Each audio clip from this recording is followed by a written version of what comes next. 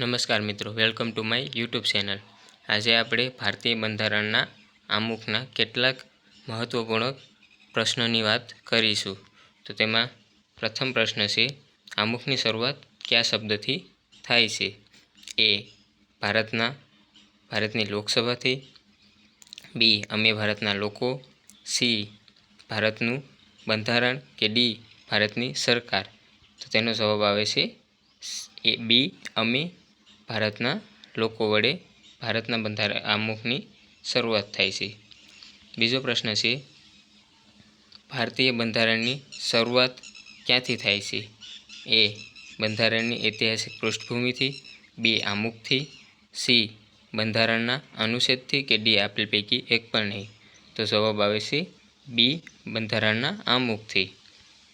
ત્રીજો પ્રશ્ન છે, બંધારણના આમુખમાં કઈ સ્વતંત્રતાનો અપનાવવાનો ઉલ્લેખ છે? એ. વિચાર, અભિવ્યક્તિ, વિશ્વાસ, શ્રદ્ધા અને ઉપાસના, બી. રોજગાર અને શિક્ષણ, સી. ખેતી અને વ્યવસાય કે ડી. ધર્મ અને રાજકારણ? તો જવાબ આવે છે એ. વિચાર, અભિવ્યક્તિ, વિશ્વાસ, શ્રદ્ધા અને ઉપાસનાની સ્વતંત્રતાઓ અપનાવવાનો ઉલ્લેખ છે। ચોથો પ્રશ્ન છે, બંધારણનો આમુખ કોના દ્વારા અપાયેલ શક્તિનો ઉલ્લેખ કરે છે? એ. પ્રમુખ, બી. લોકસભા, સી. ભારતની પ્રજા કે ડી. મુખ્ય ન્યાયમૂર્તિ? તો જવાબ આવે છે સી. ભારતની પ્રજા। પાંચમો પ્રશ્ન છે, બંધારણના આમુખમાં કઈ તિથિનો ઉલ્લેખ છે?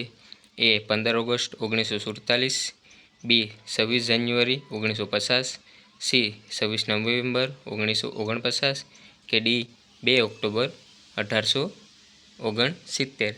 તો જવાબ આવે છે સી. 26 નવેમ્બર 1949।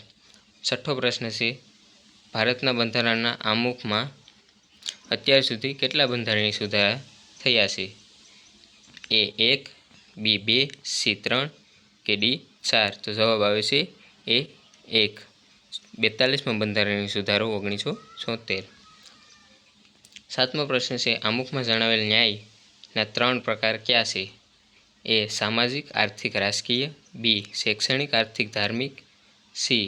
સામાજિક, ધાર્મિક, શૈક્ષણિક, ડી. રાજકીય, ધાર્મિક અને આર્થિક? તો જવાબ આવે છે એ. જવાબ આવે છે એ. સામાજિક, આર્થિક અને રાજકીય, જે રશિયામાંથી લેવાયેલા છે। આમુખમાં જણાવેલ 3 પ્રકારના ન્યાય કયા દેશમાંથી લેવામાં આવ્યા છે? A. America, B. France, C. Britain કે ડી. રશિયા? તો જવાબ આવે છે ડી. રશિયા। જેને યાદ રાખવાની ટીક છે અસર, એટલે કે આર્થિક, સામાજિક અને રાજકીય ન્યાય। 9મો પ્રશ્ન છે, આમુખમાં સ્વતંત્રતાના કેટલા પ્રકારો છે? એ. 1, 2, બી. 4, સી. 5 કે ડી. 6? તો જવાબ આવે છે સી. 5 પ્રકારની સ્વતંત્રતાનો ઉલ્લેખ છે: વિશ્વાસ, અભિવ્યક્તિ, વિશ્વાસ, શ્રદ્ધા અને ઉપાસના। 10મો પ્રશ્ન છે, આમુખ કેટલા વાક્યનું બનેલું છે? એ. 5, બી. 4, સી. 1 કે ડી. 1 પણ નહીં? તો જવાબ આવે છે સી. 1, આમુખ માત્ર 1 વાક્યનું બનેલું છે। 11મો પ્રશ્ન છે, નીચેના વિધાનો તપાસી યોગ્ય જવાબ આપો।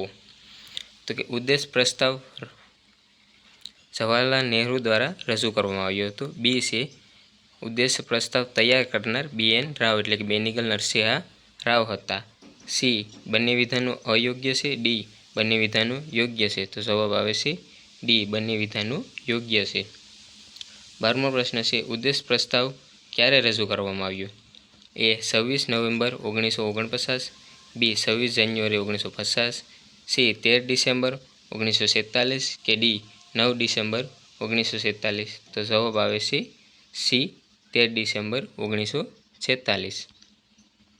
13મો પ્રશ્ન છે, ઉદ્દેશ પ્રસ્તાવને આમુખ તરીકે સ્વીકાર ક્યારે કરવામાં આવ્યો?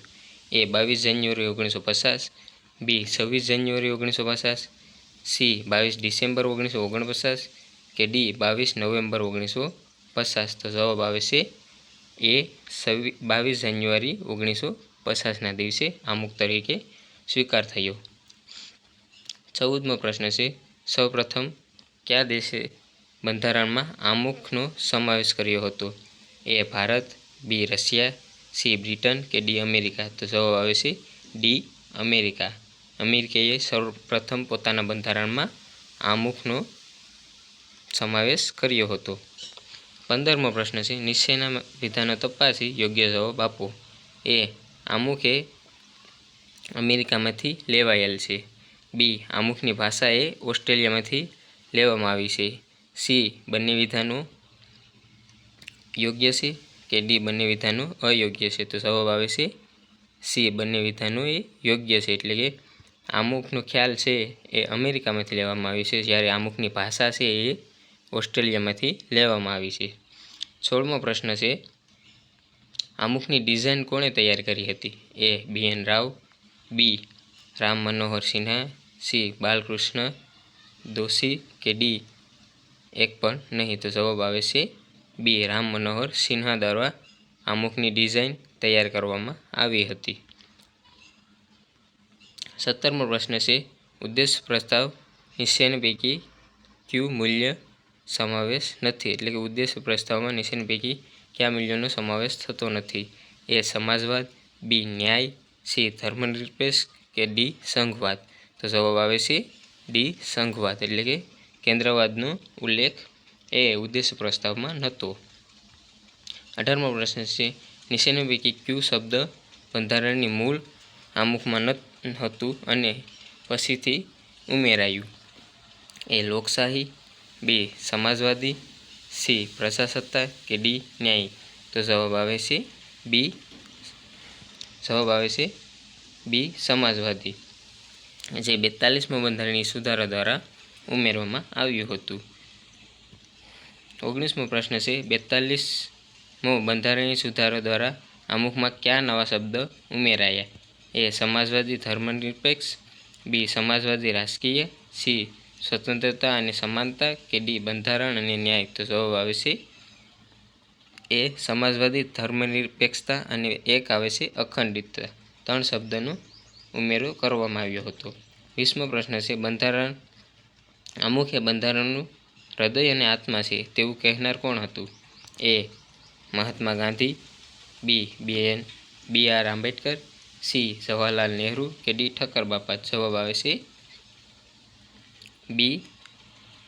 બી આર આંબેડકર, એટલે ડૉક્ટર બાબા સાહેબ આંબેડકર દ્વારા કહેવામાં આવ્યું હતું.